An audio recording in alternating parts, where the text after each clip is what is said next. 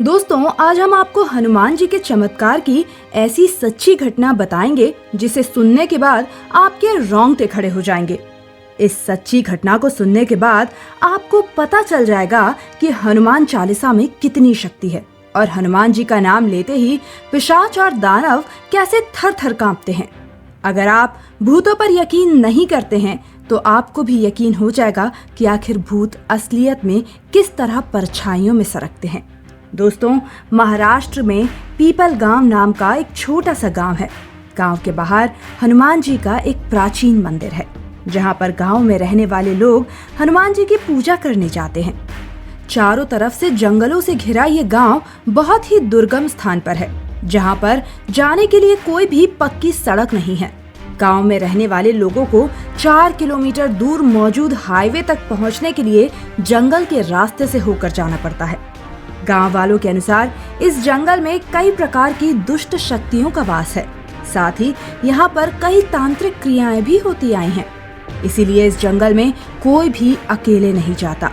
कई बार तो जंगल के रास्ते से जाते समय लोगों पर बुरी शक्तियों का प्रभाव पड़ जाता है या फिर आत्माओं द्वारा पीछा करने की घटनाएं भी हुई हैं। लेकिन जैसे ही वे भागते हुए हनुमान जी के मंदिर के समक्ष आते हैं तो ये बुरी शक्तियां उनका पीछा छोड़ देती हैं।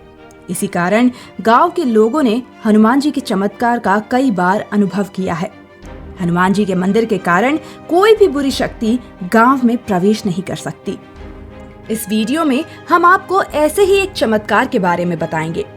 दोस्तों, उसी गांव में रहने वाले माधव के साथ एक ऐसा हादसा हुआ था जब हनुमान जी ने स्वयं उसकी रक्षा की थी। माधव गांव में अपने माँ बाप के साथ रहता था। वह रोज हनुमान जी के मंदिर में जाकर हनुमान जी की पूजा करता था।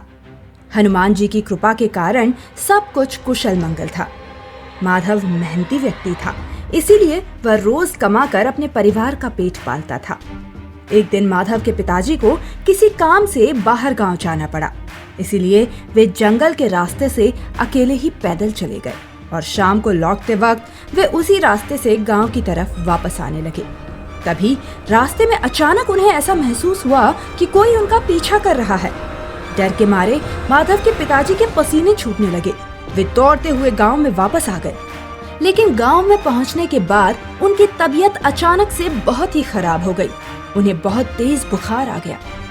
पिता की खराब तबीयत को देखकर माधव बहुत ही चिंता में पड़ गया। गांव वालों ने माधव को वैद्य को बुलाकर लाने को कहा, लेकिन रात बहुत हो गई थी और जंगल के रास्ते से रात को जाना बहुत ही खतरनाक था।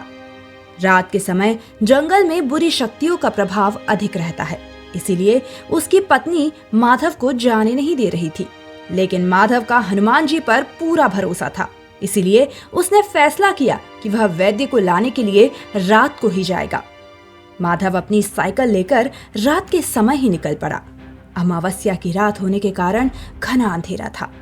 माधव तेजी से अपनी साइकिल चला रहा था, लेकिन जंगल के अंदर थोड़ी दूर जाने के बाद माधव की साइकिल की गति अचानक से धीमी हो गई।